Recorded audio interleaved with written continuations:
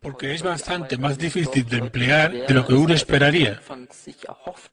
No puedes sencillamente buscar ahí cualquier conflicto. Es claramente distinto. Otro descubrimiento importante es que desde el momento del shock, el programa especial es activado simultáneamente en los tres niveles de psique, cerebro y órgano.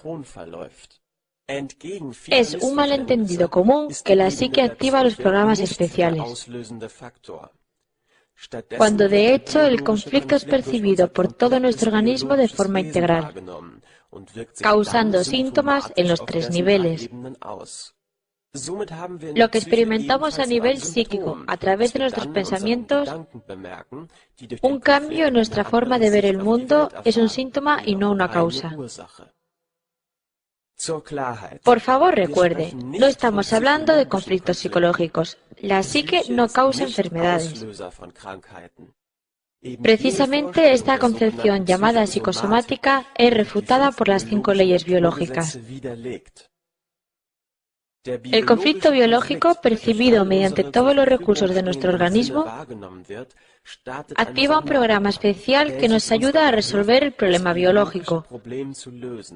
En el nivel psíquico, desde este momento hay una fijación obsesiva en el conflicto y una búsqueda obsesiva de una solución que nos ayude a librarnos del problema lo más pronto posible. De modo que esta es una parte muy importante de la estrategia de supervivencia. Nuestras acciones irán de acuerdo a este estado psíquico. En el órgano relacionado con cada tipo de conflicto biológico tiene lugar un cambio funcional que trata de ayudar a resolver el problema. Cada órgano está relacionado con cierto centro de control en el cerebro, los cuales son al mismo tiempo centros de cada una de nuestras nociones biológicas, que, a través de la psique, controlan nuestro sentir y actuar. Por ejemplo, este lugar del tallo cerebral controla el hígado y es por tanto responsable de nuestra búsqueda de comida. Este punto en el cerebelo controla las glándulas mamarias y con ellas la necesidad de alimentar a las criaturas aún indefensas. La epidermis y por tanto nuestro sentido del tacto y nuestra necesidad de contacto son controlados desde el área sensorial de la corteza cerebral.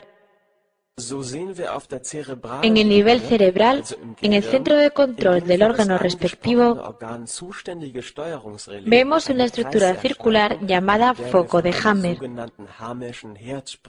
Este foco de Hammer consiste en una forma de anillos concéntricos que solo puede verse en una tomografía computerizada realizada sin agente de contraste, pero incluso esto requiere varios años de entrenamiento.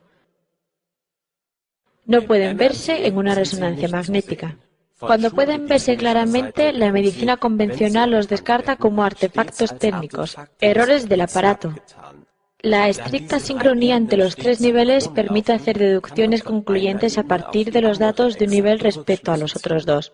Un lector entrenado de tomografías puede, mediante su revisión, decir qué condiciones psíquicas y orgánicas ha tenido una persona, por cuáles pasa ahora mismo y, en algunos casos, cuáles deben esperarse en el futuro. De modo que si en el centro cerebral para los alveolos pulmonares se ve un foco activo en una tomografía, se puede concluir con certeza que la persona ha incrementado su capacidad respiratoria, puede que con proliferación de las células alveolares, y que la persona está lidiando con un conflicto no resuelto de miedo a la muerte. Paralelamente, desde un síntoma orgánico específico, se pueden predecir los sentimientos y el estado cerebral de la persona. Los terapeutas experimentados pueden incluso extraer conclusiones sobre el estado orgánico y cerebral desde una anamnesis psíquica.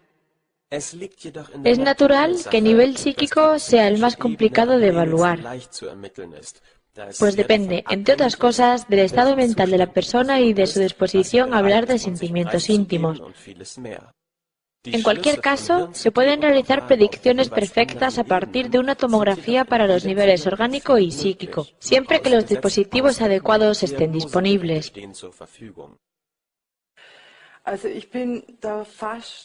Lo he abandonado casi completamente, pues debido a mi experiencia en mi trabajo de enfermera, cuando veo un paciente enfrente mío, sé lo que está ocurriendo. Así, como regla general, no necesito una tomografía.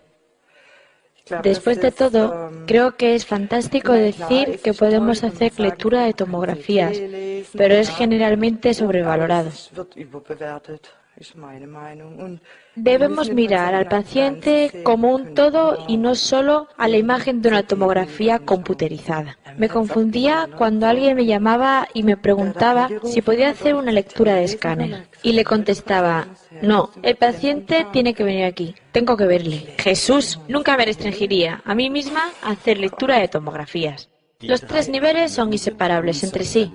El sentimiento de pena, de miedo, etc., dependiendo del conflicto biológico específico, no es la causa de la alteración orgánica correspondiente.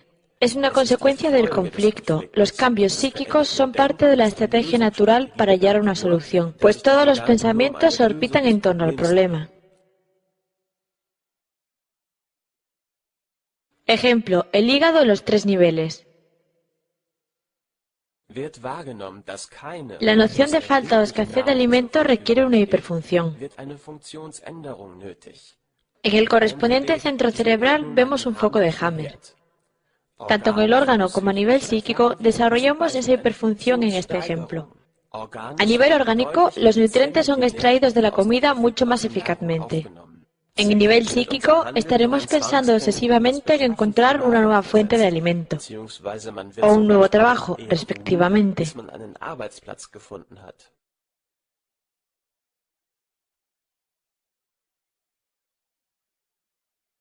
Un trivial ejemplo del día a día.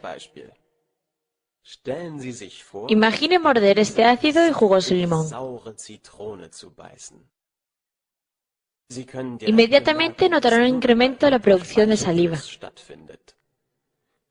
Si ese es el caso, entonces en este momento tiene cáncer.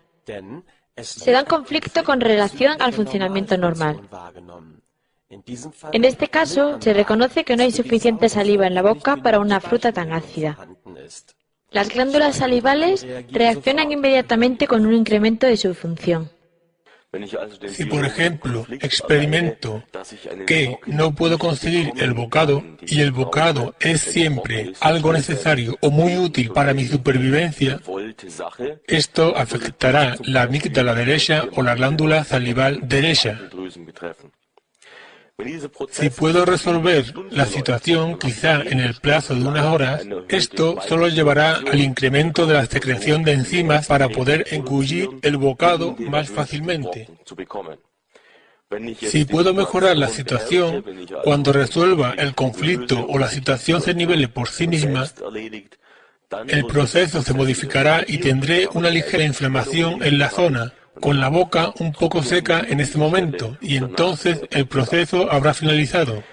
Si no puedo resolver el problema durante mucho tiempo, o si es un conflicto recurrente que siento una y otra vez, esto incrementará el crecimiento y funcionamiento, cambios en las células, cambio de la histología, y que finalmente se verá como lo que llamamos carcinoma de amígdala. Desde luego, esto no puede pasar con la comida normal.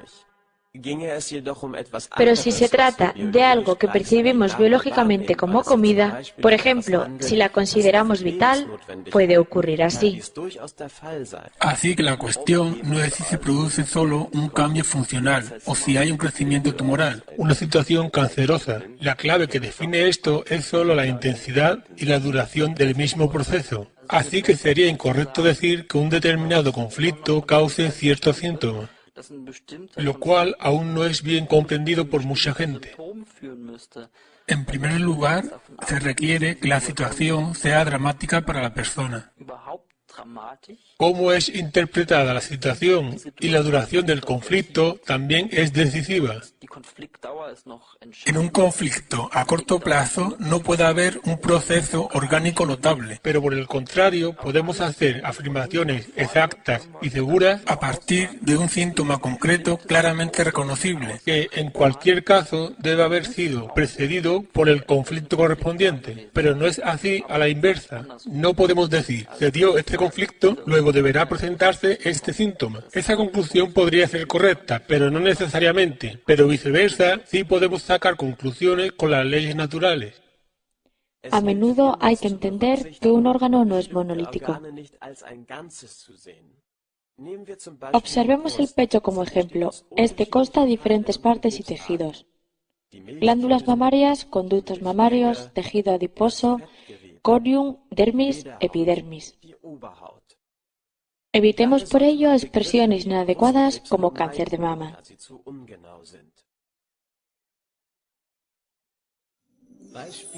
Ejemplo, glándulas mamarias.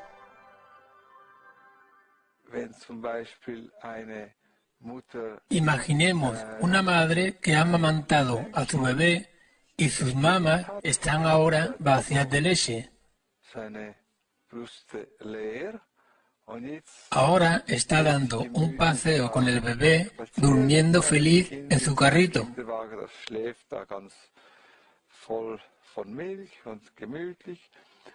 Inesperadamente, la madre oye a un recién nacido llorar desgarradoramente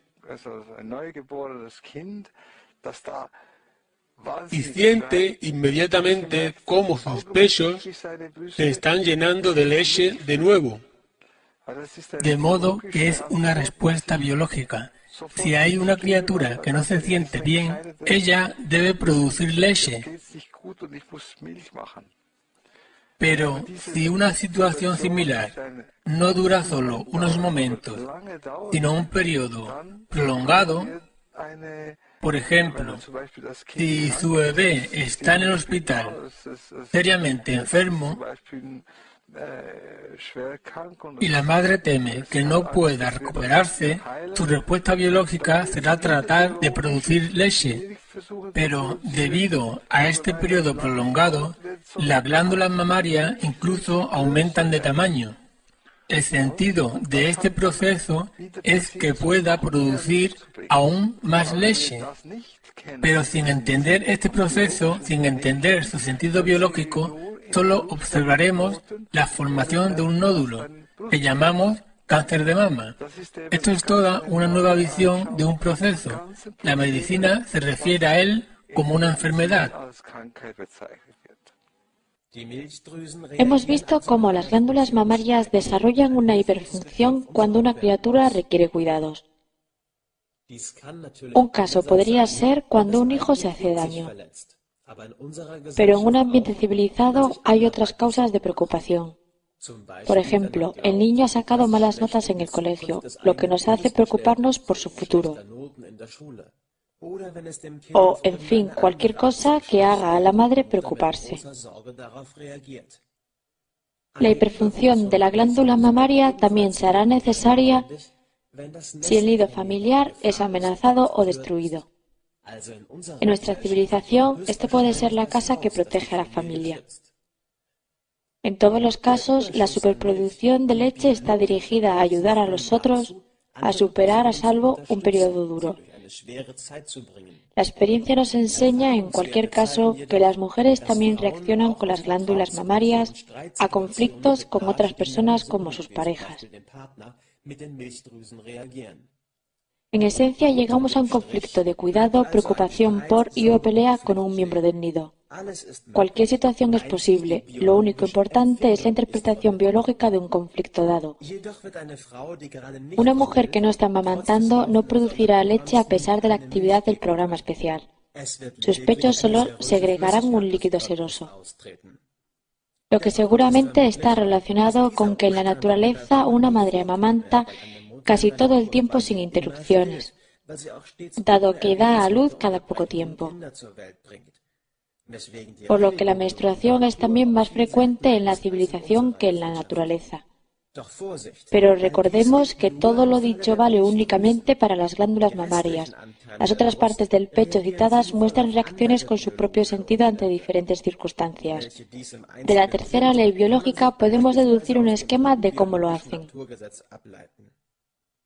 Si hay crecimiento de las glándulas mamarias, siempre hay un conflicto de preocupación y o pelea. Por tanto, la imprecisa expresión cáncer de mama debería ser abandonada.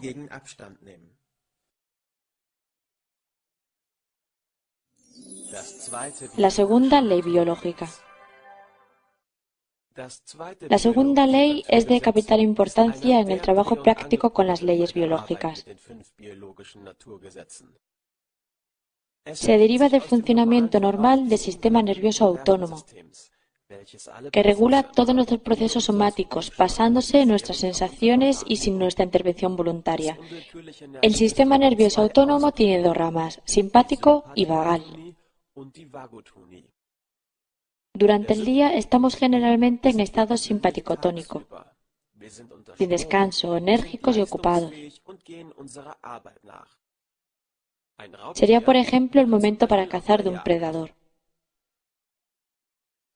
La parasimpaticotonía o vagotonía es en cambio un estado de esparcimiento. Estamos digiriendo, durmiendo, descansando. Nuestras capacidades se desactivan mientras se recuperan y por ello estamos cansados tras las comidas, pues la digestión es un estado vagotónico regenerativo. Simpaticotonía y vagotonía son antagonistas, se neutralizan y se suceden una a otra con un ritmo regular. Cada una da lugar a la otra. Por ejemplo, si estamos activos hasta altas horas de la noche en el fin de semana, es decir, en simpaticotonía, con cortos periodos vagotónicos de descanso, lo compensaremos con otros fines de semana de vagotonía prolongada. Dormiremos lo necesario como para restaurar el equilibrio. Las condiciones físicas que solíamos considerar anormales comienzan en el momento en que ocurra un importante conflicto, poniendo nuestra vida y rutina patas arriba. Podemos observarlo en el ejemplo del ratón, que se encuentra bajo amenaza mortal. De pronto se activa la simpaticotonía total, pues la vida está en peligro y no hay tiempo para el descanso. Esto es lo que llamamos la fase de conflicto activo. Los signos clínicos pueden ser verificados por cualquiera y un médico no necesita instrumentos. Manos frías, preocupación obsesiva sobre la situación conflictiva, falta de apetito, insomnio y una actividad metabólica muy incrementada. También hay niveles elevados de hormonas del estrés, como cortisol, liberado por las glándulas adrenales. Todo lo cual nos beneficia a la hora de enfrentarnos a la situación conflictiva. El cuerpo se adapta para tener la mayor energía y eficacia, requerir poco sueño, escaso apetito para no cargar de trabajo el sistema digestivo y a la vez proveer de un gran suministro de energía dirigido a resolver el conflicto tan rápido como sea posible. Si esto continúa por semanas o meses, el paciente perderá peso y se le verá enfermizo. Esto es lo que llamamos la fase simpaticotónica. En el ejemplo concreto del conflicto de miedo a la muerte, los alveolos pulmonares también pasan a simpaticotonía, lo que conlleva una mejora en la captación de oxígeno. El ratón alcanza la resolución del conflicto inmediatamente después de haber logrado escapar con vida. Cuando está en lugar seguro o cuando no detecta más peligro, su cuerpo entra en vagotonía, descansa y recupera sus capacidades. Los síntomas de la fase activa desaparecen. El ratón se encuentra agotado y débil. No hay nada extraordinario en esto, pero comparémoslo a un equivalente humano enfrentado a un diagnóstico letal. Este entrará también en simpaticotonía total. Todos sus pensamientos se dirigen únicamente a su conflicto. Sus manos están frías, es incapaz de comer, y con su conflicto aún sin resolver permanece en simpaticotonía durante la noche, lo que le hace casi imposible dormir, pues en términos biológicos debe escapar de un peligro mortal. Debido a la actividad incrementada de sus alveolos, su respiración funciona muy bien. Si esta condición persiste durante medio año o un año entero manteniendo una intensidad constante, el paciente nunca logrará tener descanso suficiente y se consumirá, lo que puede resultar en caquesia y muerte. Generalmente aprendemos a vivir con nuestros conflictos. En este caso, pierden intensidad y a veces sencillamente lo olvidamos por completo. Así que por favor no se asuste pensando, ¡socorro! ¿Qué pasa si tengo conflictos activos ahora mismo? Oh no, me consumiré o algo parecido. Con seguridad reconocería un conflicto de tal intensidad que pudiera causarle consunción. Y entonces no tendría tiempo de preocuparse por ese tipo de cosas. Cuando aún tengo tiempo de preocuparme por esas cosas, es que mis conflictos no son tan intensos. Cuando experimento conflictos realmente serios, mis pensamientos giran sobre ellos noche y día, e intento arreglar las cosas o superar mi conflicto. No puedo concentrarme en nada más. Al mismo tiempo, la actividad constante de las células de los alvéolos pulmonares lleva a su proliferación y a la hiperplasia, aumento de tamaño, y en la siguiente visita al médico, esto será diagnosticado como metástasis pulmonar. El cáncer se ha extendido ya a los riñones. Este diagnóstico, por supuesto, exacerbará el miedo del paciente a morir. La continua consunción sigue debilitando al paciente día a día. Y todos pensarán erróneamente que es el cáncer lo que le ha debilitado,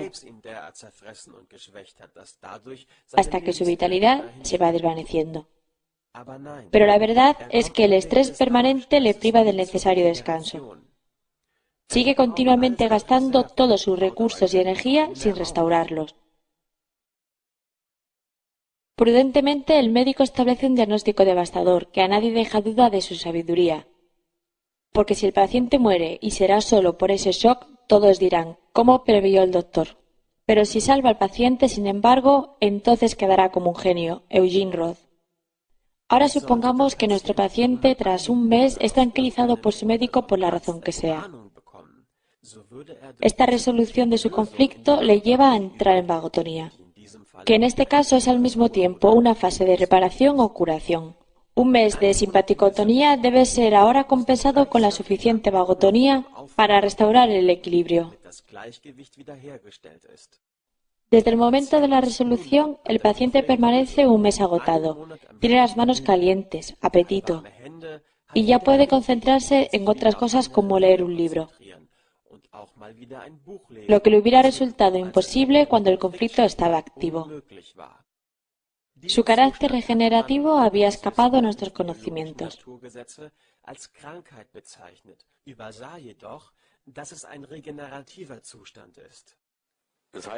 Esto significa que hay muchos diagnósticos distintos que se establecen en la medicina convencional referidos a un solo programa biológico a lo largo de sus distintas fases o momentos, dependiendo de cuán a menudo recurre el mismo conflicto o de si solo pasa una vez. La medicina convencional moderna no tiene en cuenta estas distintas fases en el curso de los programas. Esto puede ser debido al hecho de que la primera fase de conflicto activo usualmente muestra pocos síntomas. O al menos muestra síntomas que rara vez son definidos como enfermedad. Alrededor del 80% de los síntomas relacionados con enfermedades se muestran solo tras la solución del conflicto. Hay un hecho notable que se observa en toda fase de curación. Hacia la mitad del proceso se produce un corto intermedio de aguda simpaticotonía, es la llamada epicrisis, cuyos síntomas pueden ser diversos tipos de ataque al corazón, epilepsia, pánico, vómitos, estornudos, cólicos y otros, dependiendo del programa. Estas son etapas necesarias en el proceso de reparación de diversos programas especiales. Estamos acostumbrados a considerar las etapas de una enfermedad, de algo que está funcionando mal. Pero estos fenómenos no son tampoco resultado de errores, sino que obedecen estrictamente a reglas biológicas. La epicrisis no puede esquivarse cuando se cursa la fase de reparación, y bajo ciertas circunstancias puede llegar a ser letal. Volveremos a la epicrisis y qué hay tras ella más adelante. La presentación gráfica de las dos fases es, por supuesto, solo un esquema. No significa que no necesitemos dormir nada durante meses, solo que el ritmo nervioso día a noche es alterado hacia arriba o hacia abajo. Así que, por ejemplo, durante el conflicto activo, uno aún duerme, solo que mucho menos. Las áreas de la fase activa y de la fase de resolución son iguales. Pero esto no significa que deban tener la misma duración o la misma intensidad. Es el producto de las dos lo decisivo, y esto es exactamente igual en las dos fases. Los médicos son hombres que prescriben medicinas de las que saben poco, para curar enfermedades de las que saben menos, en seres humanos de los que no saben nada. Voltaire. Conociendo la segunda ley biológica, la ley de las dos fases, puede deducirse cuando una intervención médica tiene o no sentido en un momento concreto. El uso de medicamentos en lo que concierne a la nueva medicina se dirige a influir en el desarrollo de las distintas fases. Quiere decir que si estoy atascado en una fuerte actividad debido a un conflicto activo, puedo lograr cierta calma. Si me encuentro en una fuerte fase de regeneración, que es donde se dan síntomas fuertes, la medicación se puede usar para reducir esos síntomas, reduciendo la intensidad de esa fase. Lo que no ha habido nunca y nunca habrá es una sustancia que cure. Tenemos los llamados simpático-miméticos y los parasimpático-miméticos. Los primeros estimulan nervios simpáticos y aumentan la simpaticotonía. Los segundos estimulan el sistema parasimpático aumentando la vagotonía. Si se suministran simpático-miméticos a un paciente en fase activa de conflicto que ya es simpaticotónica, como cortisona o aspirina, la simpaticotonía se incrementará y la fase activa continuará aún con más intensidad.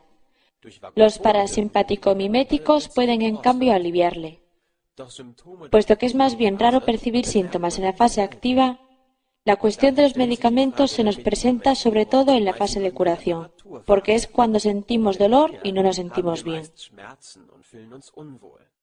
Una interferencia simpaticotónica alivia los síntomas de la fase de reparación. Esto quiere decir que se hacen más suaves, pero en cambio el proceso reparativo será ralentizado en el mismo grado. Así que la atenuación conlleva una prolongación de la fase curativa. Lo que no es posible es evitar un proceso reparativo con un medicamento.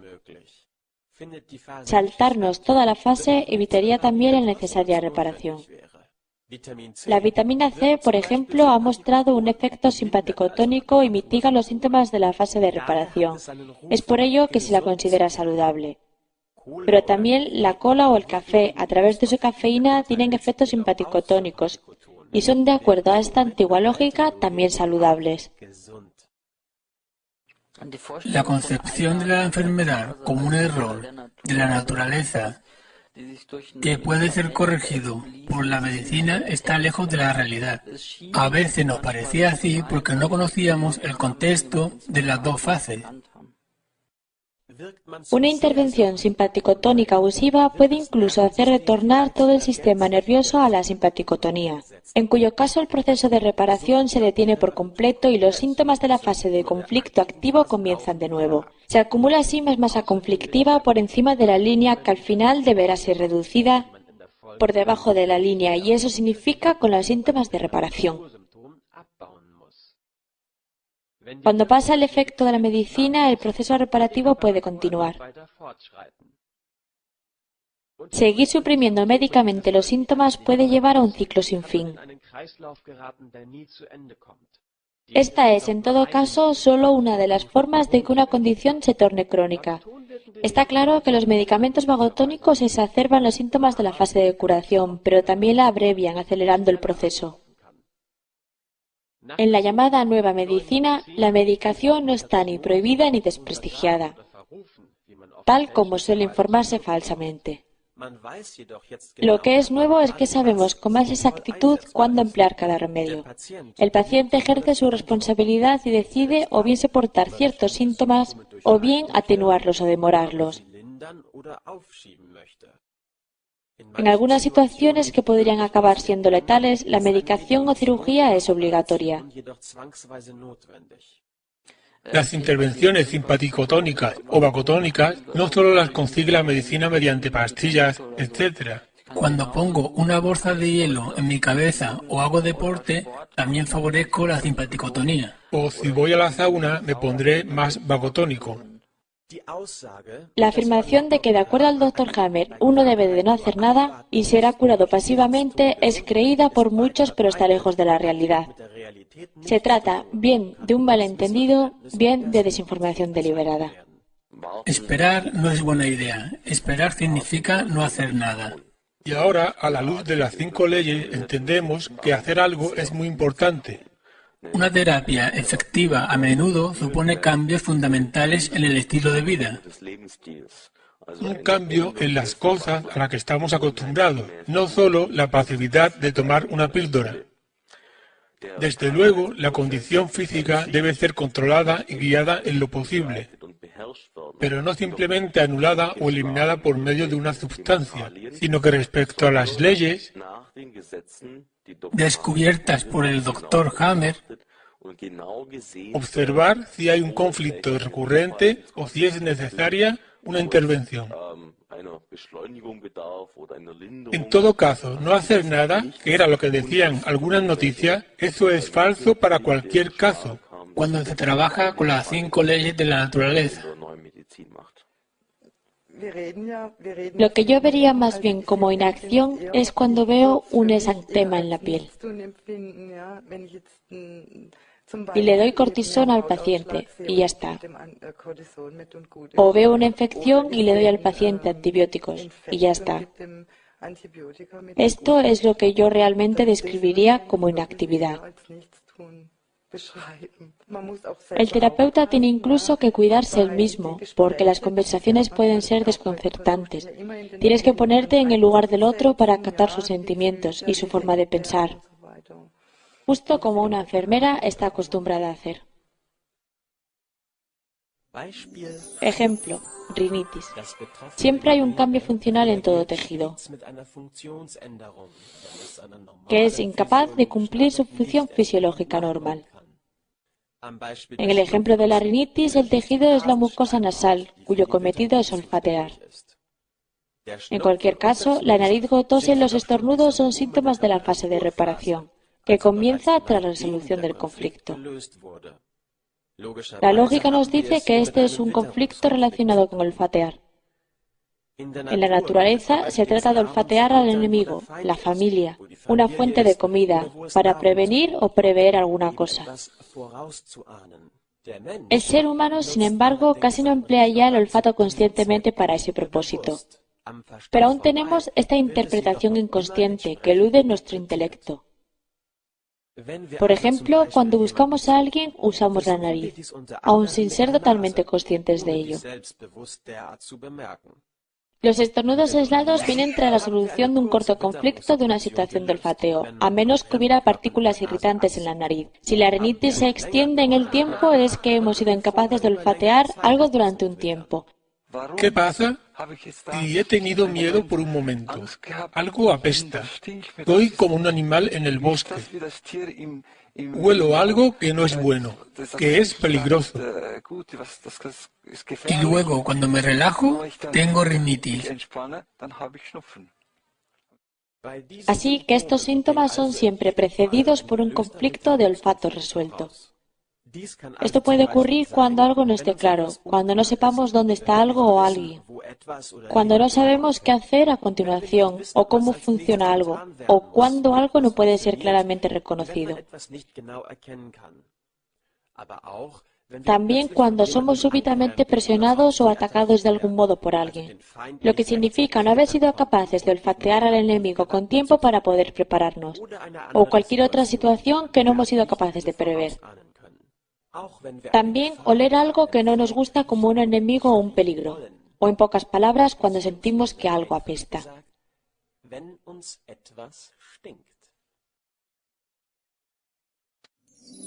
La tercera ley biológica. Aún hay que aclarar algunas cuestiones importantes. Por ejemplo, ¿por qué algunos órganos desarrollan hiperplasia en la fase activa y otros lo hacen en la fase de reparación? En un primer vistazo, la tercera ley biológica puede parecer la más difícil de todas, pero en esencia es bastante simple.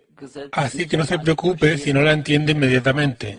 Creo que es perfectamente normal, sobre todo cuando este tema se escucha por primera vez. Pero, junto con la segunda ley, representa el eje, la estructura central de las leyes biológicas, tomadas desde el punto de vista terapéutico, porque se puede deducir una enorme multitud de información de la tercera ley biológica, de la que esta introducción puede solo dar una pequeña idea.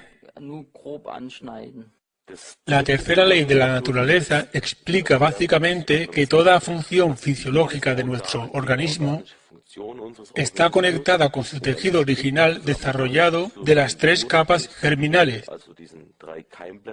Y cada uno de estos tejidos está conectado con una necesidad biológica, lo que significa a su vez un grupo de conflictos biológicos típico y un nivel correspondiente en el cerebro. Y nos dice que cada uno de esos tejidos originales tiene un comportamiento específico conocido a lo largo de las distintas fases del programa biológico. La base de la tercera ley biológica fue descubierta por el Dr. Hammer en la embriología. Desde el 13º día de la fertilización del ovario, observamos una diferenciación del tejido en las llamadas capas germinales. Hay 3 de ellas y los grupos de órganos desarrollados a partir de cada una de estas capas germinales cumplen distintas tareas en el organismo. La capa germinal interna, llamada endodermo, comprende los órganos responsables de funciones vitales básicas. Están principalmente ocupados de la obtención, procesado y desecho de sustancias vitales.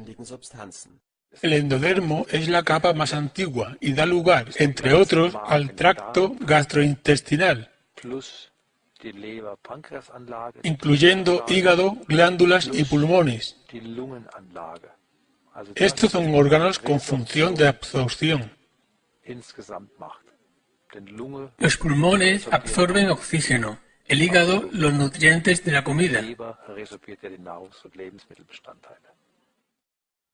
De la capa germinal intermedia llamada mesodermo derivan todos los órganos que proveen al cuerpo con protección, sostén y estabilidad, como huesos, músculos estriados, tendones, corium de la piel, dermis, tejido conectivo, discos intervertebrales, etc. La capa germinal más externa, llamada ectodermo, comprende, entre otros, todos los órganos de los sentidos, como la piel, epidermis, además de funciones como la producción de insulina, habilidad para oler, escuchar. Todo lo que puede ser visto de un humano desde fuera, toda la piel externa, es ectodermo. Y también todos los nervios y parte de ciertos conductos, como los vasos coronarios o los conductos pancreáticos y biliares. Cada una de estas capas germinales está controlada por cierta parte del cerebro, y aquí encontramos una característica peculiar de la capa intermedia, el mesodermo, que está dividido en 2 partes, dándonos un total de 4 tipos de tejido. El tallo cerebral controla la capa interna, el endodermo, y por tanto las funciones vitales básicas.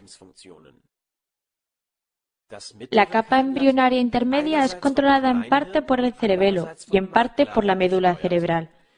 Como el cerebelo es parte del cerebro antiguo y la médula es parte del cerebro nuevo, hablamos de mesodermo del cerebro antiguo y mesodermo del cerebro nuevo.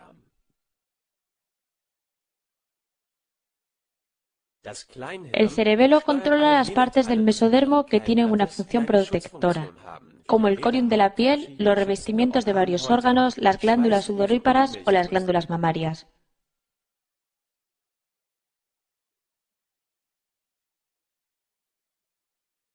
La médula controla las partes del mesodermo que, además de protección, nos proveen de estructura y locomoción, como huesos, tendones, músculos y tejido conectivo.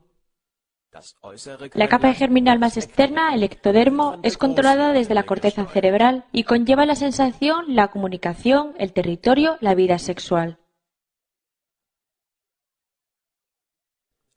De acuerdo a la división mencionada entre cerebro antiguo y nuevo, observamos una diferencia fundamental respecto a los patrones de cambio funcional realizado por los tejidos en las 2 fases.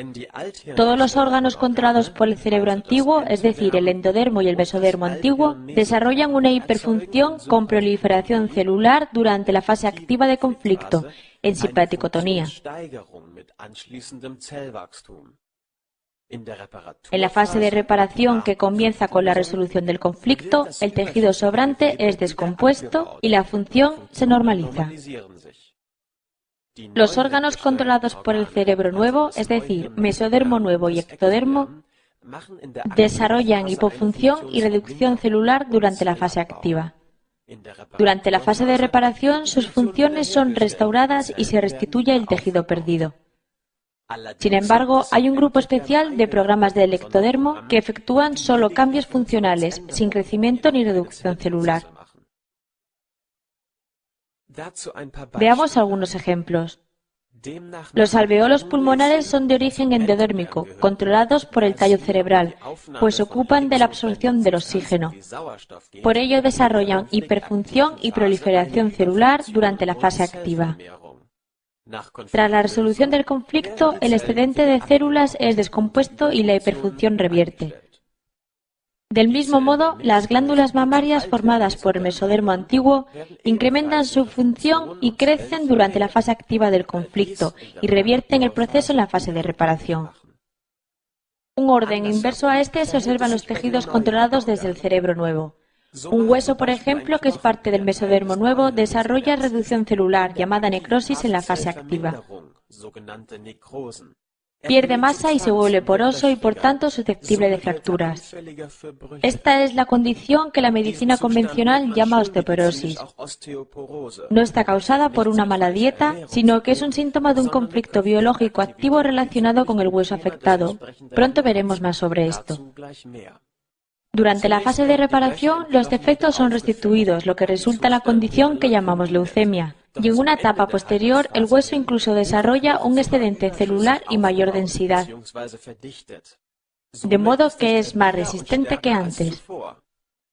Por tanto, este grupo de órganos es llamado grupo de lujo, mostrando una mejora después de la finalización del programa especial. La epidermis, que es de origen ectodérmico, desarrolla pérdida celular, ulceración en la fase activa. La piel se vuelve agrietada y se descama. Tras la resolución del conflicto, se renueva la piel, junto con enrojecimiento, inflamación y picor.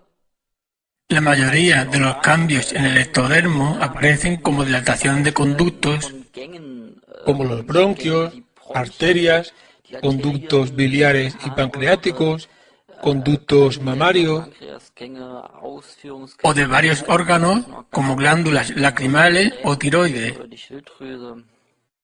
Vamos a ver más de cerca los conductos con revestimiento ectodérmico, como los conductos biliares.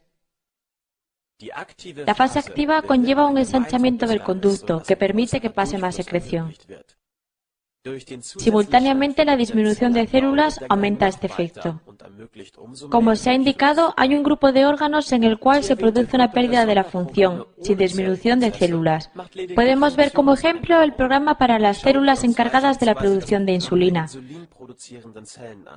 Durante la fase activa de un conflicto llamado de reluctancia-resistencia o también de susto-repugnancia, se reduce la producción de insulina y tras la resolución se normaliza de nuevo, sin que se dé ni reducción ni proliferación celular.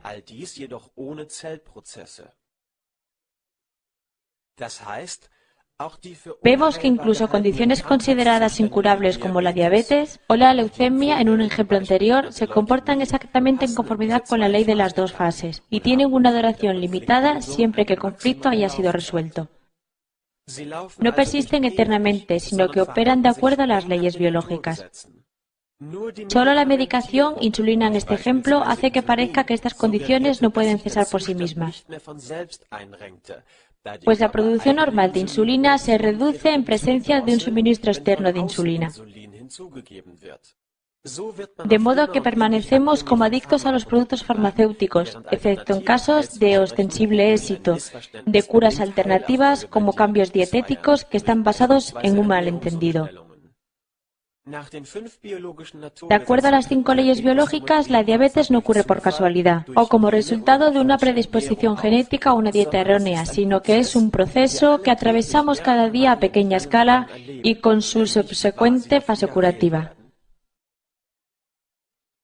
Se pueden hacer varias caracterizaciones de estos 4 grupos de tejidos.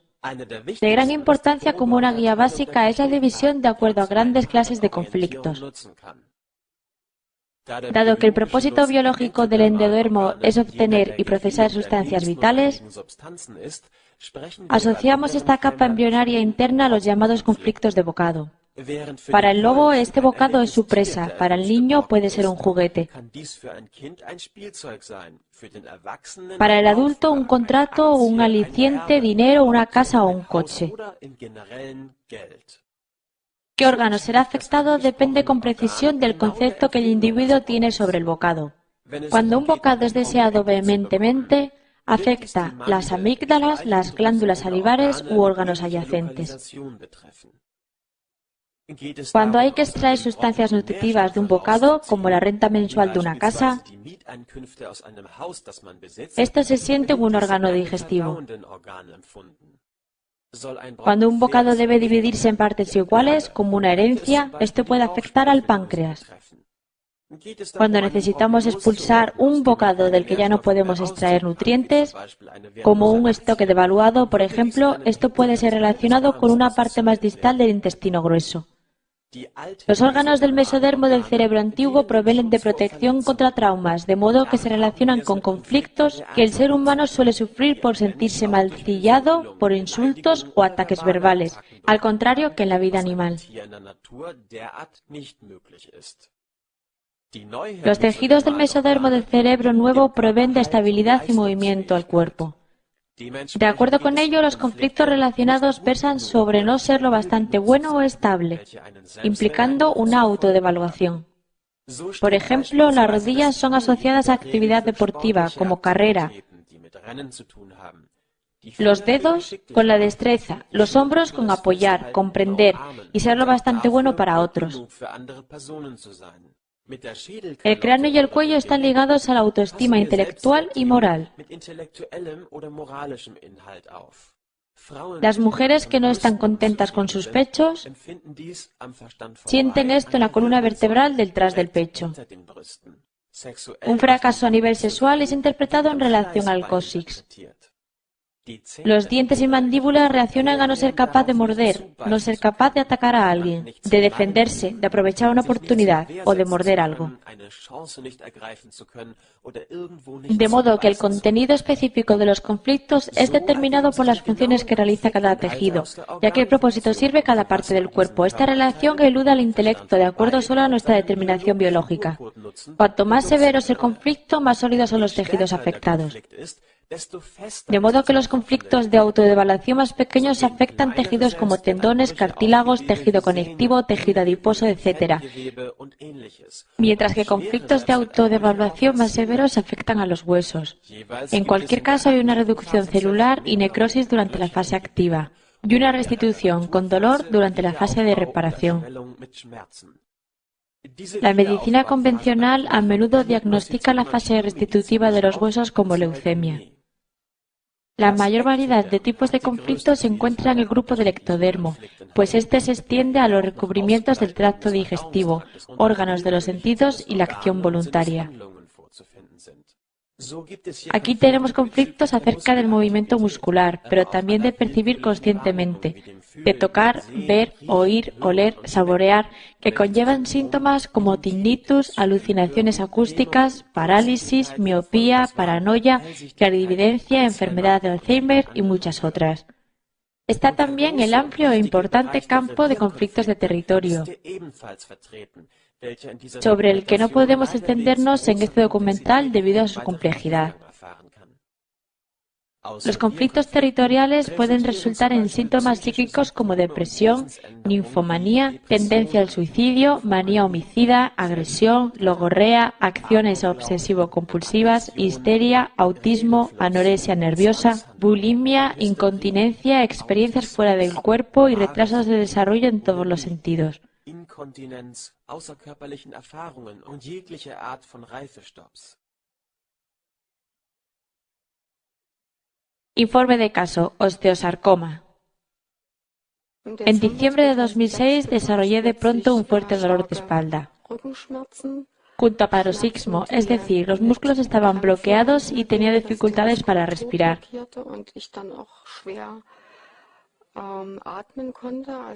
Cuando me levantaba tenía la espalda tan entumecida que apenas podía respirar. Tomé una dosis alta de traumadolor, un analgésico y relajante.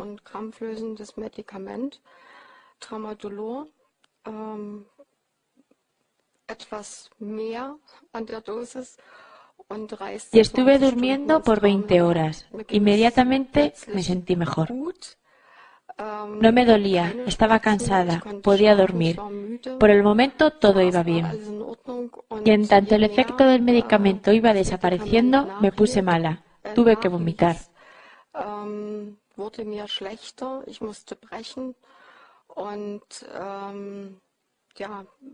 Regresó el dolor.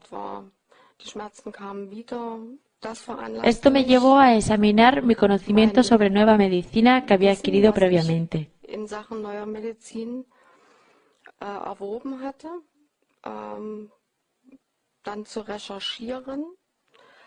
Había sabido sobre nueva medicina por primera vez en 2005. Un amigo que estuvo enfermo de cáncer durante muchos años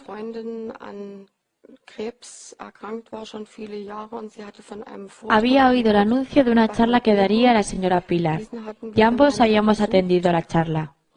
Y como ella pudo rastrear exactamente la historia de su cáncer y todos los cánceres consecutivos, estaba tan entusiasmada que me apunté para seminarios posteriores de entrenamiento. Así que, con algo de investigación, pronto encontré que mi dolor de espalda era debido a un osteosarcoma y por qué conflicto había sido precedido, así como su resolución.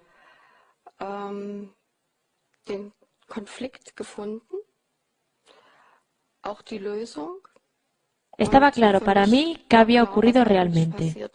En 2006, mi empresa estaba pasando por un momento tenso.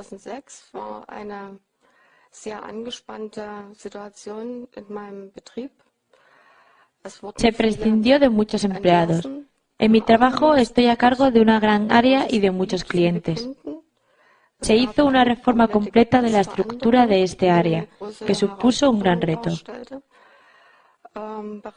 Esto había comenzado a inicios de año y se hizo de nuevo muy intenso en julio con una nueva reorganización. Este nuevo cambio era inminente, pero aún nadie sabía cómo resultaría el nuevo mapa de asignaciones.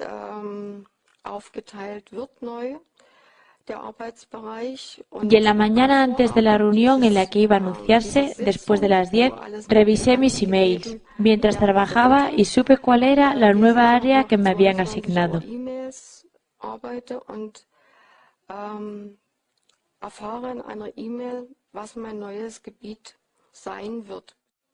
Para mí fue un auténtico shock. Realmente me golpeó de pronto. Supe que tendría que enfrentarme con aquello sola. Tenía miedo de caer enferma de nuevo y no soportarlo. Vértebras lumbares, desvalorización central. El logro de mi vida está arruinado. Biológicamente, la columna vertebral no es capaz de soportar la parte superior del cuerpo. Casi me derrumbo por dentro y ya desde ese momento me dije, ahora está funcionando un programa especial.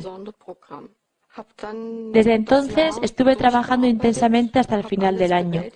Con grandes esfuerzos fui capaz de terminar todo el trabajo. Noté una creciente apreciación por parte de mis nuevos clientes. Y ya cerca de Navidad recibí muchos agradecimientos, reconocimientos e incluso regalos.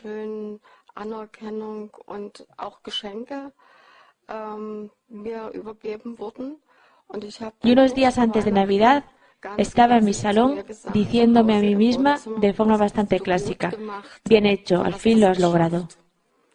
Al día siguiente comenzó el dolor, así que entré en la fase de curación. Cuando me habló el especialista, estaba ella preparada para el diagnóstico.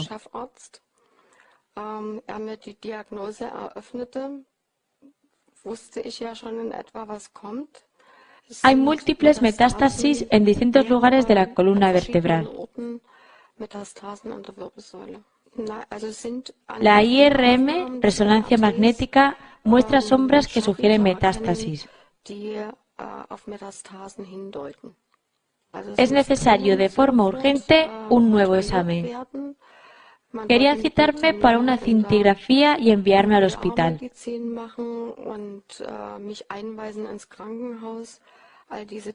Rechacé hacer nada de eso. Ni intenté cambiar sus creencias, ni tampoco tuve miedo. Realmente sentí pena por ellos cuando me dijeron todo eso, su diagnóstico y pronóstico y lo que tenía que hacerse.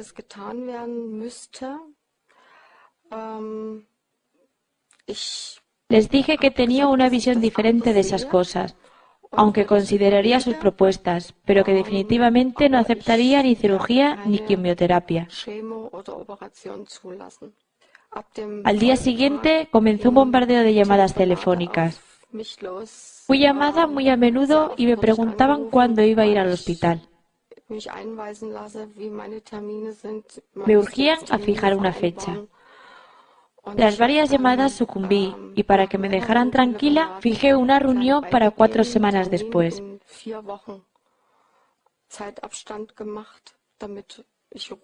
2 días antes de esa fecha la cancelé y pedí que no volvieran a llamarme. No iba a ir al hospital.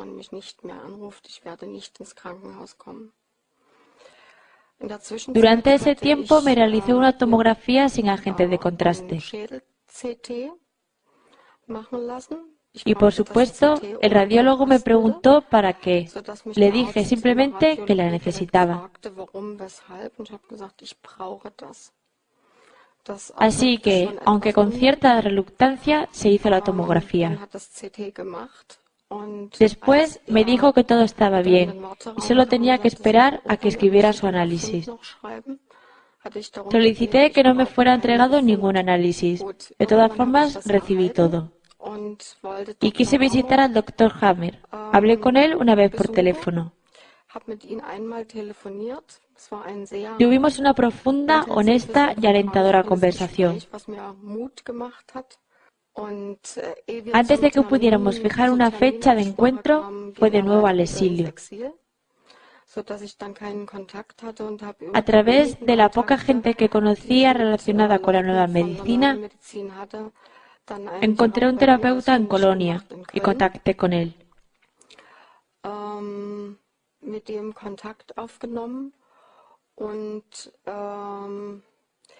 Preguntó por la resonancia magnética del hospital.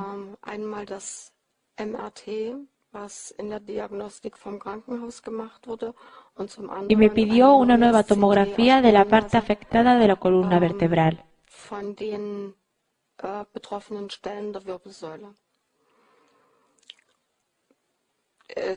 Entre la resonancia magnética y la reunión con este terapeuta habían pasado 4 meses.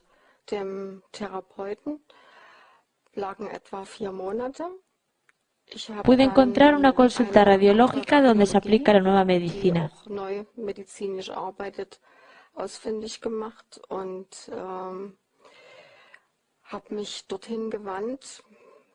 Había una larga lista de espera.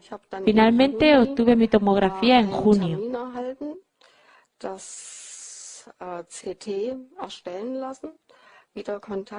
Cuando vi al terapeuta de nuevo, era agosto. Me confirmó que me había recuperado completamente. Había hablado a menudo francamente en mi empresa y también frente a mis superiores.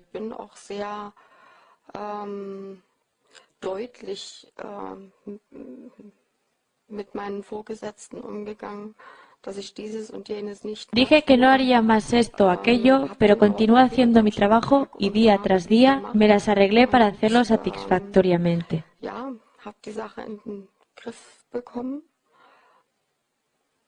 Antes de recibir el agradecimiento de mis clientes, en diciembre, que supuso la resolución del conflicto, había estado recibiendo agradecimientos desde principios de diciembre, pero no lo había notado, consciente o inconscientemente. El momento crucial fue la situación que recuerdo exactamente. Cuando me palmeé a mí misma la espalda y dije, lo has hecho bien, lo has logrado. Al día siguiente vino el dolor, y muy violento por entonces. No me afectó en absoluto el diagnóstico experto en el hospital. Siempre me sentí agradecida por haber encontrado la nueva medicina.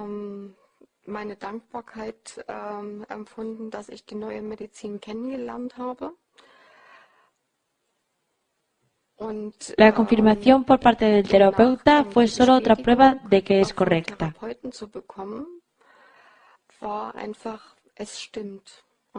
Estoy sencillamente convencida de esto. En mi caso se comprobó correcta. He sido capaz de rastrearlo, conflicto, en muchos casos, así como en mi familia. En problemas de poca importancia y en otros más serios. Puedo verificarlo cada día. E incluso cuando se dan enfermedades entre mis clientes, incluyendo casos graves de cáncer, siempre puedo confirmar que los problemas, los conflictos y el tipo de cáncer, así como su desarrollo, coinciden al 100% con la nueva medicina.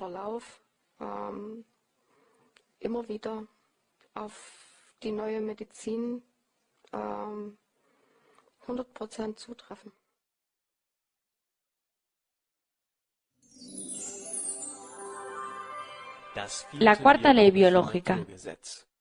Ahora, naturalmente, se nos plantea la cuestión de qué suponen realmente las enfermedades contagiosas e infecciones. Porque si todos los programas especiales son iniciados por un impulso biológico o un DHS, los antiguos supuestos en relación a las causas no pueden seguir considerándose ciertos. Basándose en los conceptos establecidos de enfermedad, siempre era fácil encontrar algo que te pusiera enfermo. Decimos, lo pillé, me he infectado, o cuando había frío, o el aire era húmedo, o nos encontrábamos una corriente de aire, o una de las favoritas, el tiempo. Así que siempre puedes encontrar algún factor al que hacer responsable, pero no puede haber certeza. La historia con los microbios es un poco más difícil de explicar porque su papel está fuertemente predefinido en la mente de la mayoría de la gente. Es una idea firmemente aceptada a día de hoy. Si le dices a la gente que los microorganismos posiblemente no juegan el papel que les han explicado, se resistirán a esa idea. Se encuentra con varias resistencias. Esto nos lleva a la cuarta ley biológica, que es la que contrasta más agudamente con todas nuestras creencias anteriores. Ha sido observado que todas las condiciones que solíamos referir como enfermedades infecciosas son de hecho síntomas que aparecen en la fase de reparación.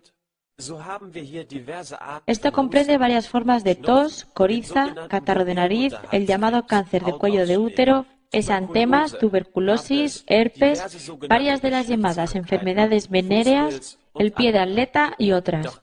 Pero todas ellas y muchas otras son siempre precedidas por una fase de conflicto activo, que sin embargo ha escapado a nuestro conocimiento por no mostrar síntomas en la mayor parte de los casos. Y como estos síntomas aparecen solo tras la resolución del conflicto junto con un estado de vagotonía que conlleva fatiga y a veces fiebre, no pueden representar fases activas de enfermedad o infección, como se asumía previamente. Los microbios, hongos, microbacterias, tuberculosis, bacterias y discutiblemente virus son de hecho observadas durante estos procesos. De esto se sigue que en cualquier caso no han podido provocar su inicio, sino a lo sumo ayudar en el proceso de reparación. Llamemos a las bacterias bomberos y a la enfermedad incendio. Entonces podríamos decir,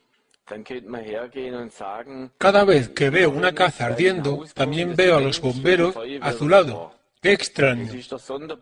Por tanto, estadísticamente hablando, los bomberos parecen ser responsables de los incendios. Apliquemos esta lógica a las bacterias. ¿Por qué se piensa que la causa de las enfermedades está precisamente en las bacterias? Solo porque cuando examinemos la enfermedad, encontraremos bacterias. Esto me ha desconcertado a menudo. No hay pruebas. Podríamos también hacer una estadística mostrando que todo el que se ha puesto enfermo ha bebido agua. Así que el agua tendría que considerarse la causa principal, ¿o no?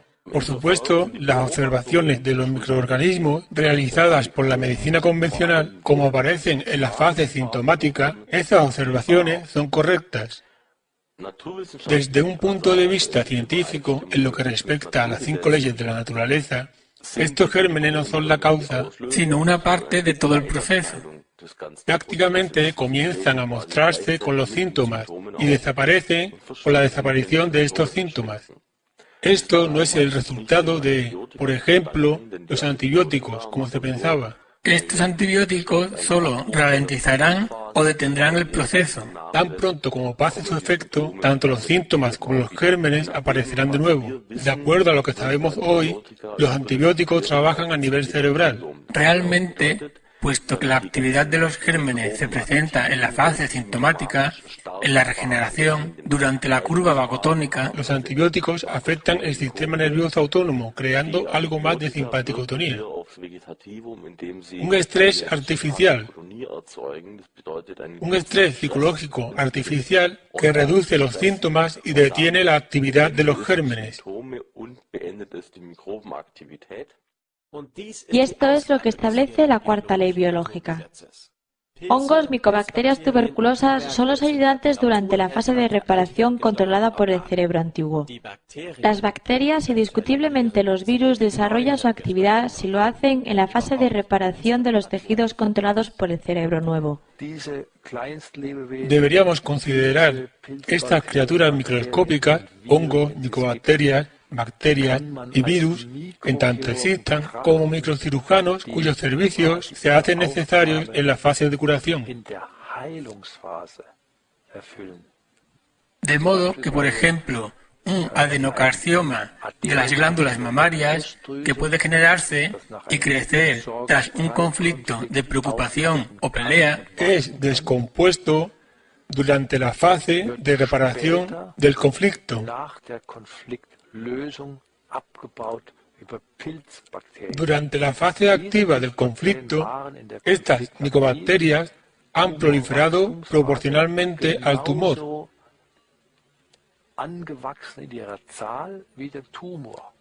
Y para que en el momento de la resolución tengamos una cantidad de micobacterias correspondiente a la masa del tumor.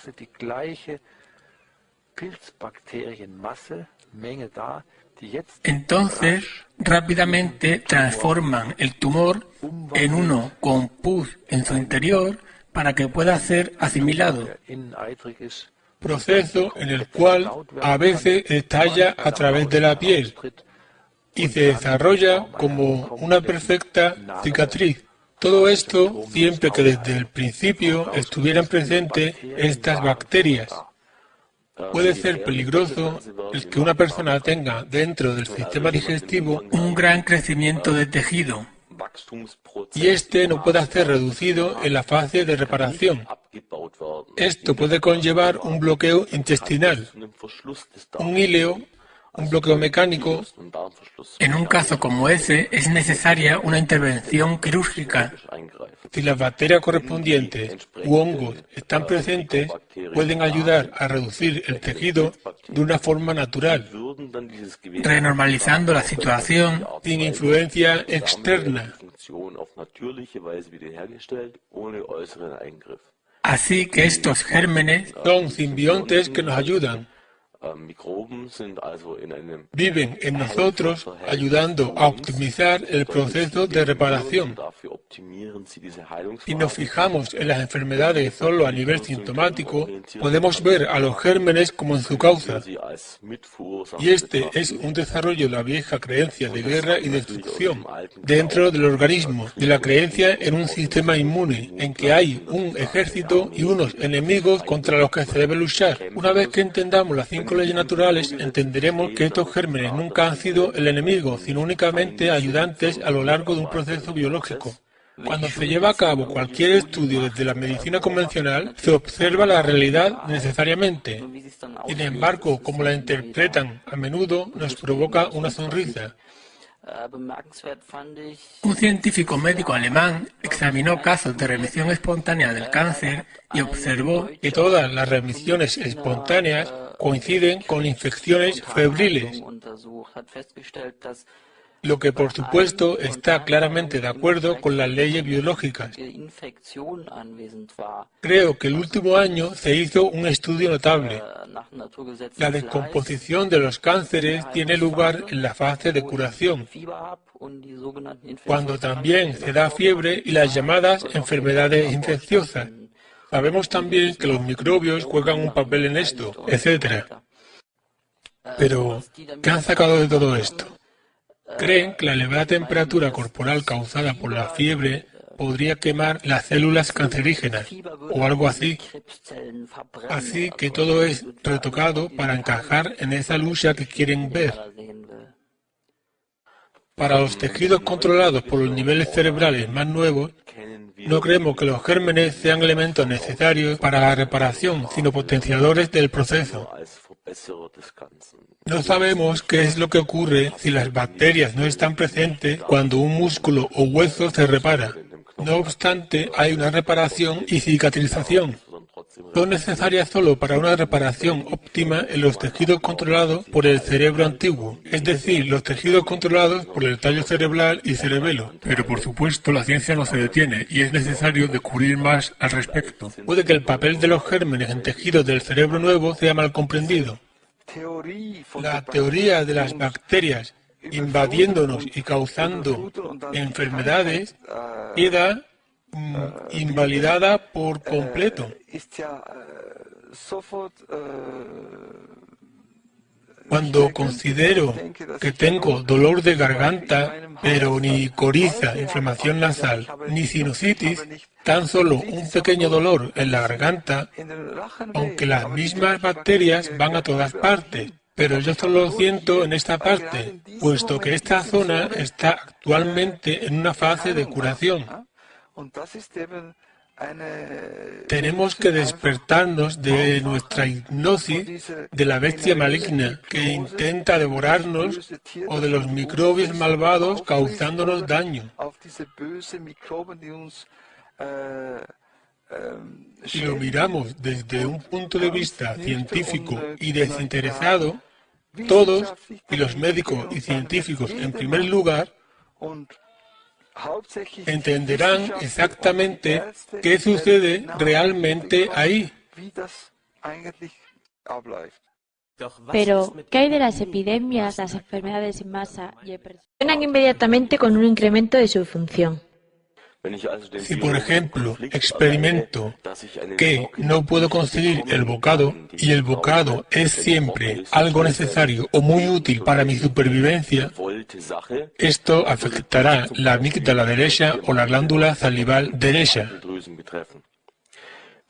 Si puedo resolver la situación, quizá en el plazo de unas horas, esto solo llevará al incremento de la secreción de enzimas para poder engullir el bocado más fácilmente. Si puedo mejorar la situación, cuando resuelva el conflicto o la situación se nivele por sí misma, el proceso se modificará y tendré una ligera inflamación en la zona, con la boca un poco seca en ese momento, y entonces el proceso habrá finalizado. Si no puedo resolver el problema durante mucho tiempo, o si es un conflicto recurrente que siento una y otra vez, esto incrementará el crecimiento y funcionamiento, cambios en las células, cambio de la histología, y que finalmente se verá como lo que llamamos carcinoma de amígdala.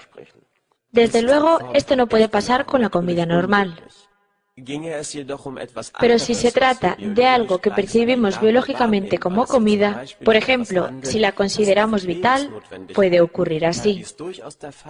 Así que la cuestión no es si se produce solo un cambio funcional o si hay un crecimiento tumoral, una situación cancerosa. La clave que define esto es solo la intensidad y la duración del mismo proceso. Así que sería incorrecto decir que un determinado conflicto cause ciertos síntomas, lo cual aún no es bien comprendido por mucha gente. En primer lugar, se requiere que la situación sea dramática para la persona. Cómo es interpretada la situación y la duración del conflicto también es decisiva. En un conflicto a corto plazo no puede haber un proceso orgánico notable, pero por el contrario podemos hacer afirmaciones exactas y seguras a partir de un síntoma concreto claramente reconocible, que en cualquier caso debe haber sido precedido por el conflicto correspondiente. Pero no es así a la inversa. No podemos decir, se dio este conflicto, luego deberá presentarse este síntoma. Esa conclusión podría ser correcta, pero no necesariamente. Pero viceversa, sí podemos sacar conclusiones con las leyes naturales. A menudo hay que entender que un órgano no es monolítico. Observemos el pecho como ejemplo. Este consta de diferentes partes y tejidos. Glándulas mamarias, conductos mamarios, tejido adiposo, corium, dermis, epidermis. Evitemos por ello expresiones inadecuadas como cáncer de mama.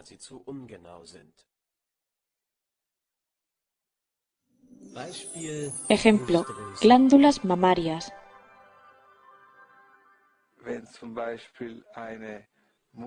Imaginemos una madre que ha amamantado a su bebé y sus mamas están ahora vacías de leche.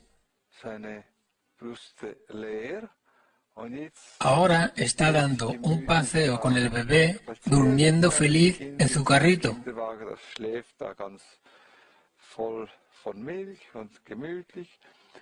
Inesperadamente, la madre oye a un recién nacido llorar desgarradoramente y siente inmediatamente cómo sus pechos se están llenando de leche de nuevo. De modo que es una respuesta biológica. Si hay una criatura que no se siente bien, ella debe producir leche. Pero si una situación similar no dura solo unos momentos, sino un periodo prolongado, por ejemplo, si su bebé está en el hospital seriamente enfermo y la madre teme que no pueda recuperarse, su respuesta biológica será tratar de producir leche. Pero debido a este periodo prolongado, las glándulas mamarias incluso aumentan de tamaño.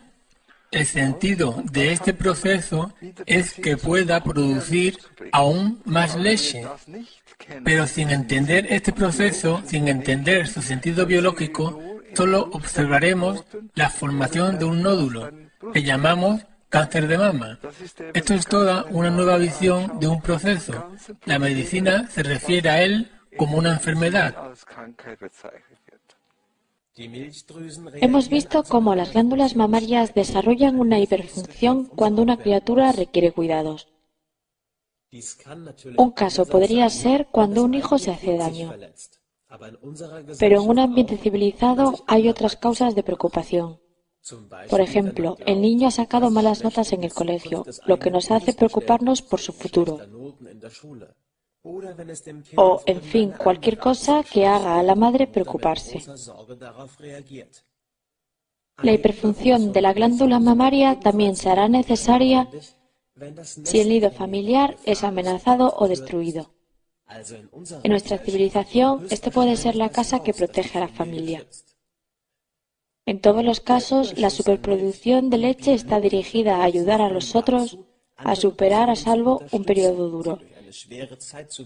La experiencia nos enseña, en cualquier caso, que las mujeres también reaccionan con las glándulas mamarias a conflictos con otras personas como sus parejas.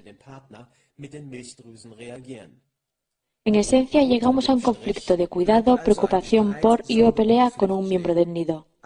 Cualquier situación es posible. Lo único importante es la interpretación biológica de un conflicto dado. Una mujer que no está amamantando no producirá leche a pesar de la actividad del programa especial. Sus pechos solo segregarán un líquido seroso. Lo que seguramente está relacionado con que en la naturaleza una madre amamanta casi todo el tiempo sin interrupciones, dado que da a luz cada poco tiempo. Por lo que la menstruación es también más frecuente en la civilización que en la naturaleza. Pero recordemos que todo lo dicho vale únicamente para las glándulas mamarias. Las otras partes del pecho citadas muestran reacciones con su propio sentido ante diferentes circunstancias. De la tercera ley biológica podemos deducir un esquema de cómo lo hacen. Si hay crecimiento de las glándulas mamarias, siempre hay vagotonía, debe ser ahora compensado con la suficiente vagotonía para restaurar el equilibrio.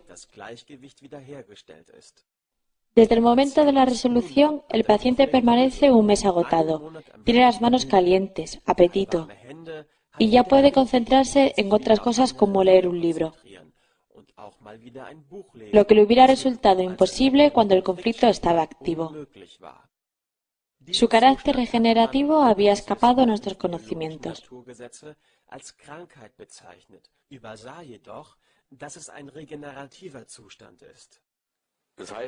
Esto significa que hay muchos diagnósticos distintos que se establecen en la medicina convencional referidos a un solo programa biológico a lo largo de sus distintas fases o momentos, dependiendo de cuán a menudo recurre el mismo conflicto o de si solo pasa una vez.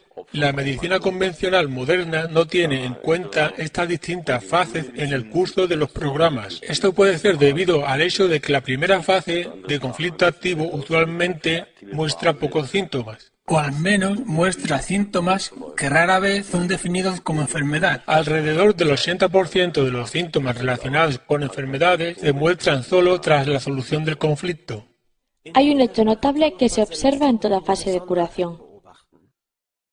Hacia la mitad del proceso se produce un corto intermedio de aguda simpaticotonía, es la llamada epicrisis, cuyos síntomas pueden ser diversos tipos de ataque al corazón, epilepsia, pánico, vómitos, estornudos, cólicos y otros, dependiendo del programa. Estas son etapas necesarias en el proceso de reparación de diversos programas especiales. Estamos acostumbrados a considerar las etapas de una enfermedad, de algo que está funcionando mal. Pero estos fenómenos no son tampoco resultado de errores, sino que obedecen estrictamente a reglas biológicas. La epicrisis no puede esquivarse cuando se cursa la fase de reparación, y bajo ciertas circunstancias puede llegar a ser letal. Volveremos a la epicrisis y qué hay tras ella más adelante. La presentación gráfica de las dos fases es, por supuesto, solo un esquema. No significa que no necesitemos dormir nada durante meses, solo que el ritmo nervioso día-noche es alterado hacia arriba o hacia abajo. Así que, por ejemplo, durante el conflicto activo, uno aún duerme, solo que mucho menos. Las áreas de la fase activa y de la fase de resolución son iguales. Pero esto no significa que deban tener la misma duración o la misma intensidad. Es el producto de las dos lo decisivo, y esto es exactamente igual en las dos fases. Los médicos son hombres que prescriben medicinas de las que saben poco, para curar enfermedades de las que saben menos, en seres humanos de los que no saben nada. Voltaire. Conociendo la segunda ley biológica, la ley de las dos fases, puede deducirse cuando una intervención médica tiene o no sentido en un momento concreto. El uso de medicamentos en lo que concierne a la nueva medicina se dirige a influir en el desarrollo de las distintas fases. Quiere decir que si estoy atascado en una fuerte actividad debido a un conflicto activo, puedo lograr cierta calma. Si me encuentro en una fuerte fase de regeneración, que es donde se dan síntomas fuertes, la medicación se puede usar para reducir esos síntomas, reduciendo la intensidad de esa fase. Lo que no ha habido nunca y nunca habrá es una sustancia que cure. Tenemos los llamados simpático-miméticos y los parasimpático-miméticos. Los primeros estimulan nervios simpáticos y aumentan la simpaticotonía. Los segundos estimulan el sistema parasimpático aumentando la vagotonía. Si se suministran simpático-miméticos a un paciente en fase activa de conflicto que ya es simpaticotónica, como cortisona o aspirina, la simpaticotonía se incrementará y la fase activa continuará aún con más intensidad. Los parasimpático-miméticos pueden en cambio aliviarle. Puesto que es más bien raro percibir síntomas en la fase activa, La cuestión de los medicamentos se nos presenta sobre todo en la fase de curación, porque es cuando sentimos dolor y no nos sentimos bien.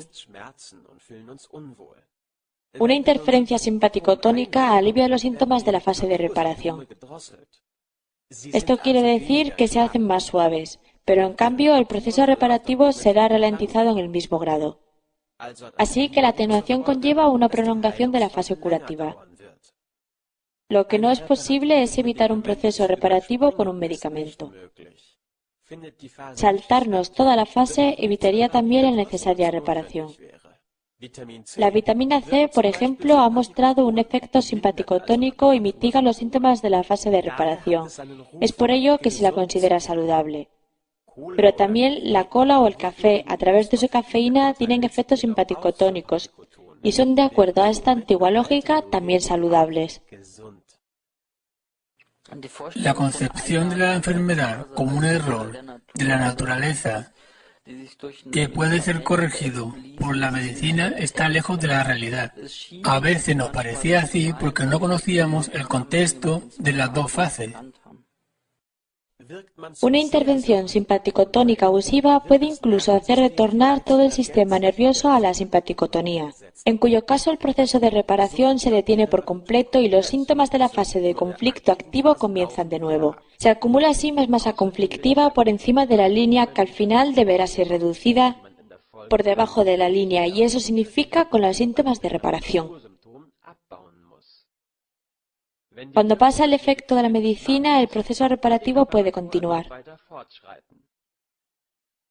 Seguir suprimiendo médicamente los síntomas puede llevar a un ciclo sin fin. Esta es, en todo caso, solo una de las formas de que una condición se torne crónica. Está claro que los medicamentos vagotónicos exacerban los síntomas de la fase de curación, pero también la abrevian, acelerando el proceso. En la llamada nueva medicina, la medicación no está ni prohibida ni desprestigiada, tal como suele informarse falsamente. Lo que es nuevo es que sabemos con más exactitud cuándo emplear cada remedio. El paciente ejerce su responsabilidad y decide o bien soportar ciertos síntomas o bien atenuarlos o demorarlos. En algunas situaciones que podrían porque es bastante más difícil de emplear de lo que uno esperaría. No puedes sencillamente buscar ahí cualquier conflicto. Es claramente distinto. Otro descubrimiento importante es que desde el momento del shock, el programa especial es activado simultáneamente en los tres niveles de psique, cerebro y órgano. Es un malentendido común que la psique activa los programas especiales, cuando de hecho el conflicto es percibido por todo nuestro organismo de forma integral, causando síntomas en los tres niveles. Lo que experimentamos a nivel psíquico, a través de nuestros pensamientos, un cambio en nuestra forma de ver el mundo, es un síntoma y no una causa. Por favor, recuerde, no estamos hablando de conflictos psicológicos. La psique no causa enfermedades. Precisamente esta concepción llamada psicosomática es refutada por las 5 leyes biológicas. El conflicto biológico, percibido mediante todos los recursos de nuestro organismo, activa un programa especial que nos ayuda a resolver el problema biológico.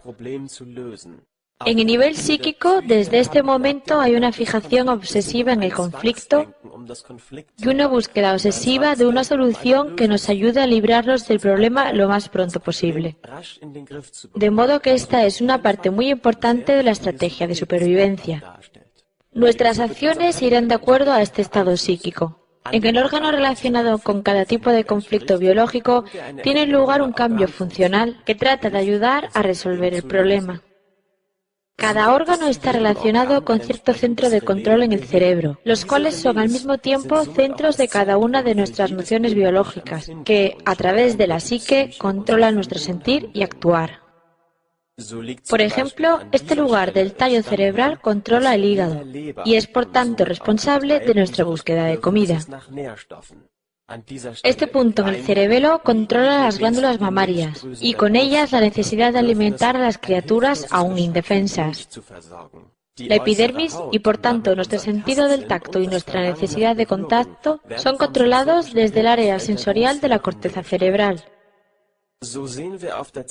En el nivel cerebral, en el centro de control del órgano respectivo, vemos una estructura circular llamada foco de Hammer.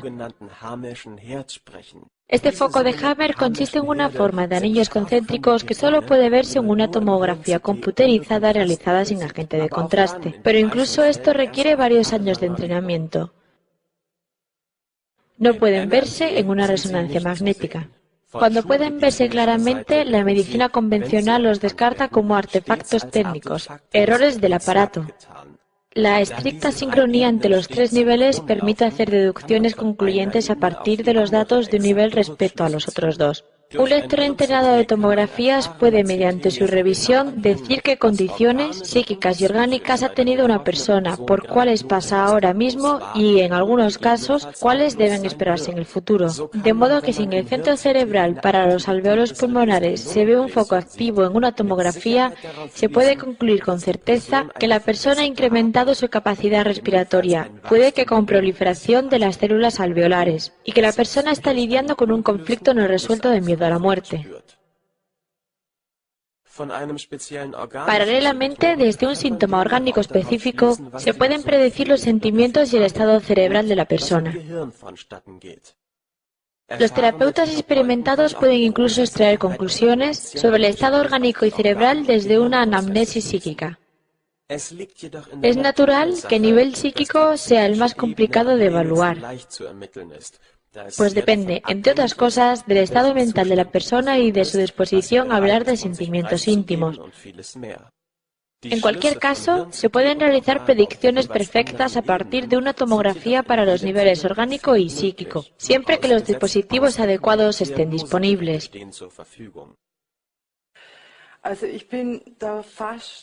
Lo he abandonado casi completamente, pues debido a mi experiencia y mi trabajo de enfermera, cuando veo un paciente enfrente mío, sé lo que está ocurriendo. Así, como regla general, no necesito una tomografía.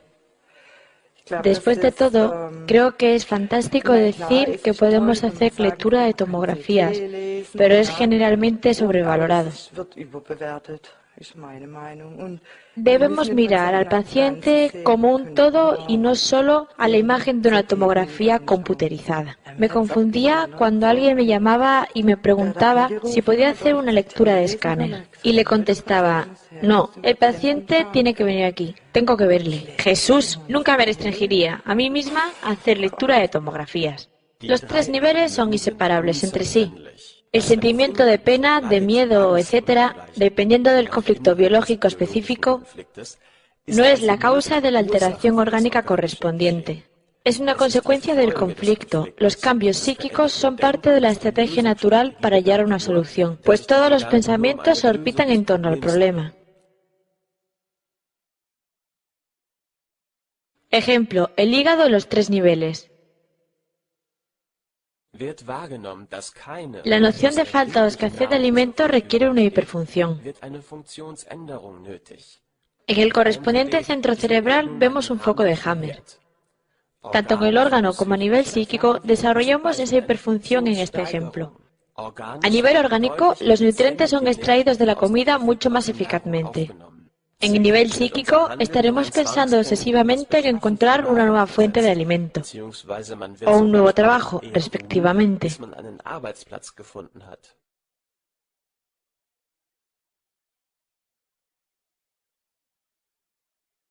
Un trivial ejemplo del día a día. Imagine morder este ácido y jugoso limón. Inmediatamente notarán un incremento en la producción de saliva. Si ese es el caso, entonces en este momento tiene cáncer.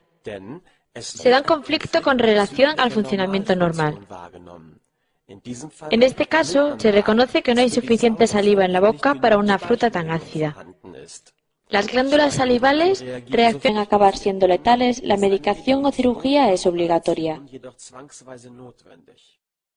Las intervenciones simpaticotónicas o vagotónicas no solo las consigue la medicina mediante pastillas, etc. Cuando pongo una bolsa de hielo en mi cabeza o hago deporte, también favorezco la simpaticotonía. O si voy a la sauna, me pondré más vagotónico. La afirmación de que, de acuerdo al Dr. Hammer, uno debe de no hacer nada y será curado pasivamente es creída por muchos, pero está lejos de la realidad. Se trata bien de un malentendido, bien de desinformación deliberada.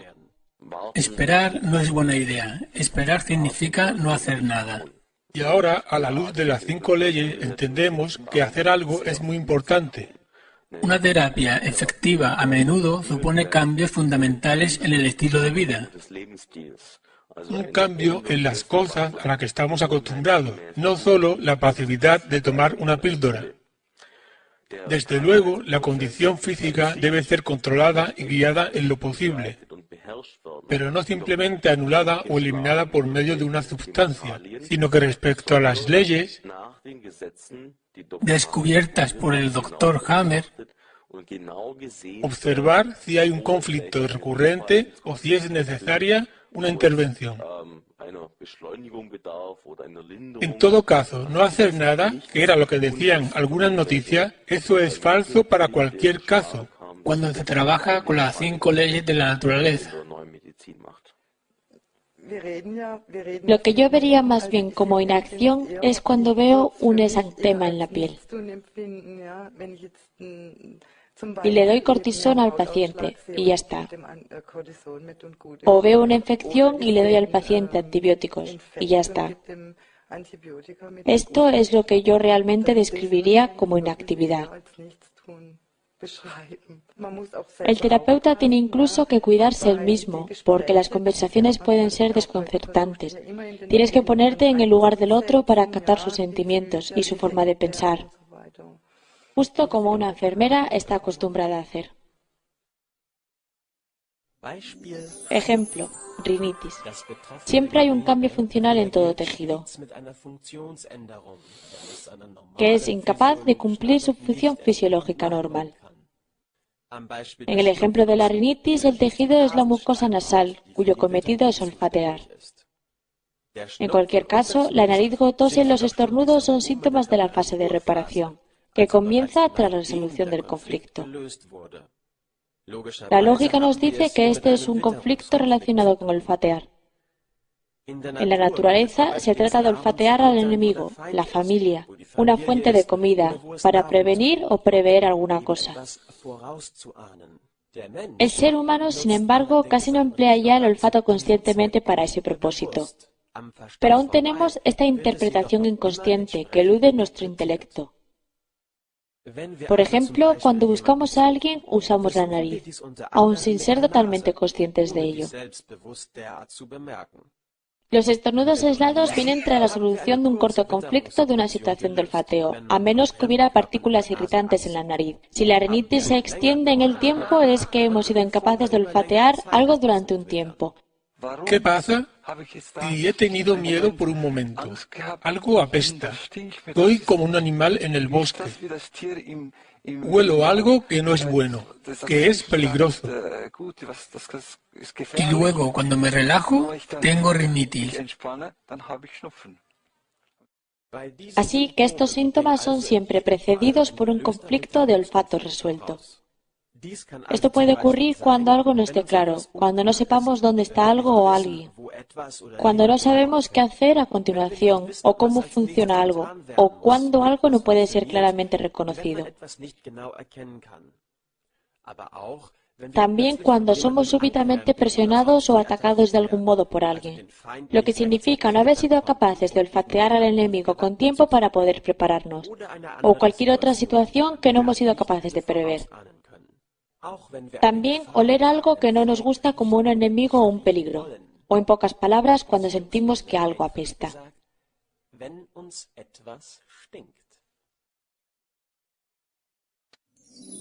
La tercera ley biológica. Aún hay que aclarar algunas cuestiones importantes. Por ejemplo, ¿por qué algunos órganos desarrollan hiperplasia en la fase activa y otros lo hacen en la fase de reparación? En un primer vistazo, la tercera ley biológica puede parecer la más difícil de todas, pero en esencia es bastante simple. Así que no se preocupe si no la entiende inmediatamente. Creo que es perfectamente normal, sobre todo cuando este tema se escucha por primera vez. Pero junto con la segunda ley representa el eje, la estructura central de las leyes biológicas tomadas desde el punto de vista terapéutico, porque se puede deducir una enorme multitud de información de la tercera ley biológica, de la que esta introducción puede solo dar una pequeña idea. La tercera ley de la naturaleza explica básicamente que toda función fisiológica de nuestro organismo está conectada con su tejido original desarrollado de las 3 capas germinales. Y cada uno de estos tejidos está conectado con una necesidad biológica, lo que significa a su vez un grupo de conflictos biológicos típicos y un nivel correspondiente en el cerebro. Y nos dice que cada uno de esos tejidos originales tiene un comportamiento específico conocido a lo largo de las distintas fases del programa biológico. La base de la tercera ley biológica fue descubierta por el Dr. Hammer en la embriología. Desde el 13º día de la fertilización del ovario, observamos una diferenciación del tejido en las llamadas capas germinales. Hay 3 de ellas y los grupos de órganos desarrollados a partir de cada una de estas capas germinales cumplen distintas tareas en el organismo. La capa germinal interna, llamada endodermo, comprende los órganos responsables de funciones vitales básicas. Están principalmente ocupados de la obtención, procesado y desecho de sustancias vitales. El endodermo es la capa más antigua y da lugar a un conflicto de preocupación y o pelea. Por tanto, la imprecisa expresión cáncer de mama debería ser abandonada.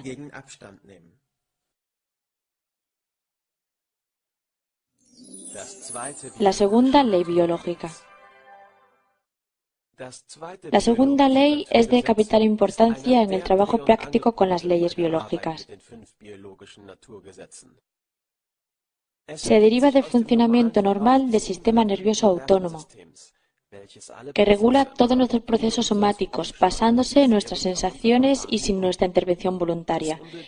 El sistema nervioso autónomo tiene 2 ramas, simpático y vagal. Durante el día estamos generalmente en estado simpático-tónico, sin descanso, enérgicos y ocupados. Sería, por ejemplo, el momento para cazar de un predador. La parasimpaticotonía o vagotonía es, en cambio, un estado de esparcimiento. Estamos digiriendo, durmiendo, descansando. Nuestras capacidades se desactivan mientras se recuperan y por ello estamos cansados tras las comidas, pues la digestión es un estado vagotónico regenerativo.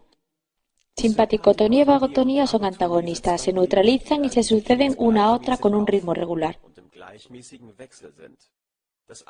Cada una da lugar a la otra.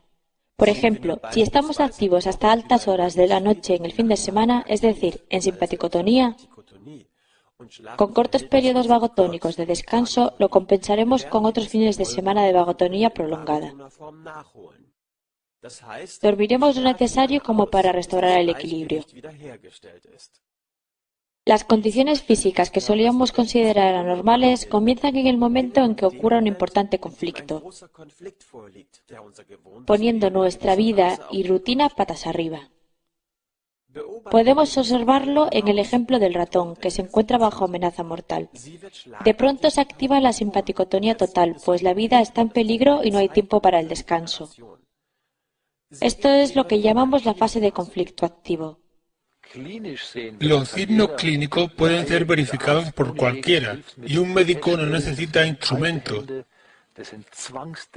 Manos frías, preocupación obsesiva sobre la situación conflictiva, falta de apetito, insomnio y una actividad metabólica muy incrementada.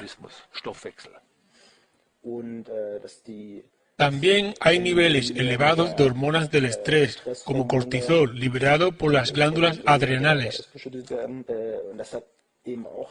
Todo lo cual nos beneficia a la hora de enfrentarnos a la situación conflictiva. El cuerpo se adapta para tener la mayor energía y eficacia, requerir poco sueño, escaso apetito para no cargar de trabajo el sistema digestivo